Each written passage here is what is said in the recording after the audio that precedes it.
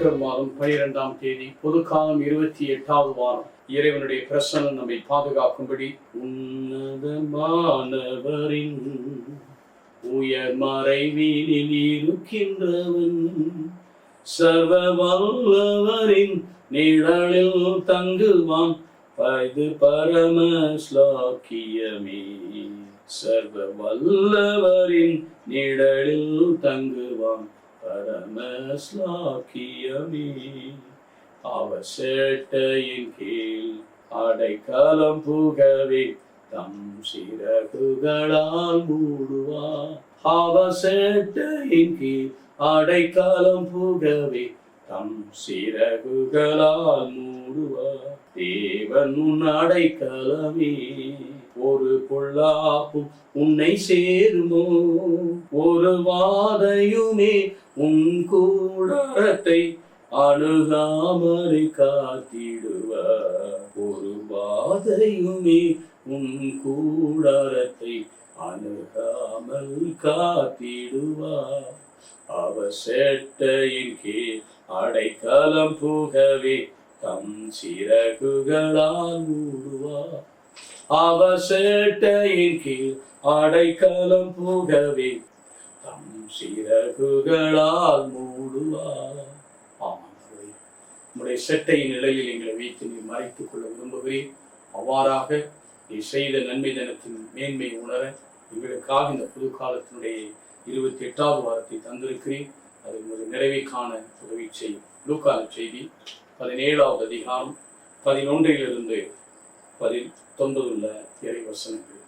இயேசு எருசலேமுக்கு போய் கொண்டிருந்த போது கலிலேயா சமாரியா வழி பகுதிகள் வழியாக சென்றார். ஒரு ஊருக்குள் வந்தபோது 10 தொழுநோயாளிகள் அவருக்கு எதிராக எதிர்கொண்டு வந்து தூரத்தில் நின்று கொண்டே, ஐயா இயேசுவை எங்களுக்கு இறங்கும் என்று உரக்க குரல் எழுப்பி வேண்டினார். அவர்களை பார்த்து, நீங்கள் போய் உங்களை குருக்களிடம் காண்பீங்கள் என்றார். அவ்வாறே அவர்கள் புறப்பட்டு போகும்போது அவர்கள் நோய் நீங்கிற்று. அவர்கள் ஒருவர் தம் பிணி தீர்ந்திருப்பதை கண்டு உரத்த குரலில் கடவுளை கூட்டி புகழ்ந்து கொண்டே இயேசுவிடம் திரும்பி வந்தார்.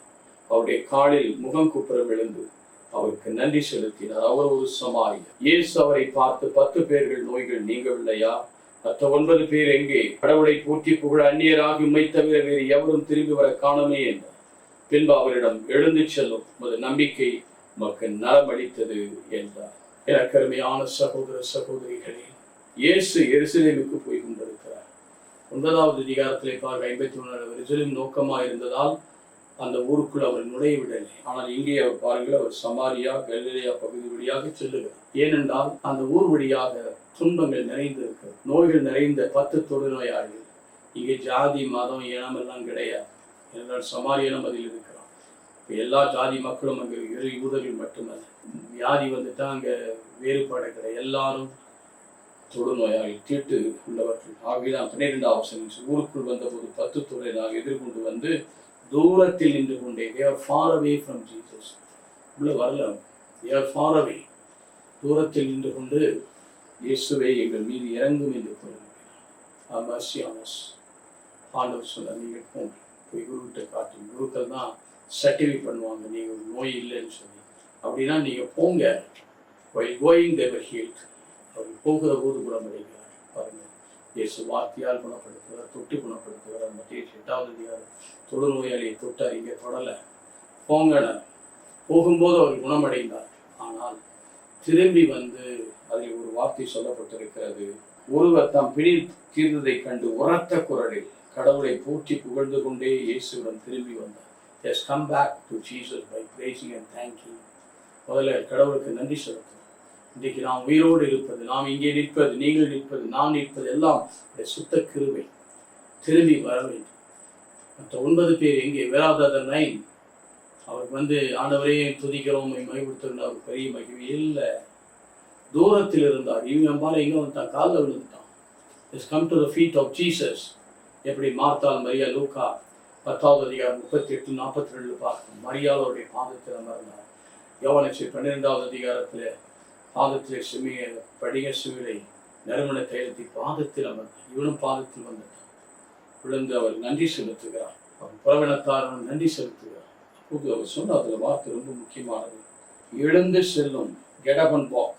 உனது நம்பிக்கை உன்னை குணமளித்தது. அவனுக்கு நம்பிக்கை வந்து அவர்கள் வெறும் ஹீலிங் மட்டும்தான் பெற்றாங்க, நம்பிக்கை வர ஹீல் திருப்பியே வரும், அந்த நோய் வரும், அந்த நோய் வரும், எந்த நோயும் வரும். ஆனால் இங்கே திரும்பி வந்ததினால் நம்பிக்கை உன்னை நலமாக்கியது. Your faith has made you whole, முழுமையாக்கியது. ஆத்மாவில் விடுதலை, உள்ளத்தில் விடுதலை, உடலிலும் விடுதலை. இதுதான் நமக்கு தேவை. இன்றைக்கு மக்கள் வெறும் விடுதலை மட்டும் தேடி அடைகிறார். நான்மா விடுதலை பெற வேண்டாம். நான்மத்தலை யார் போக்குவது? உள்ளத்தின் கவலைகளை யார் நீக்குவது?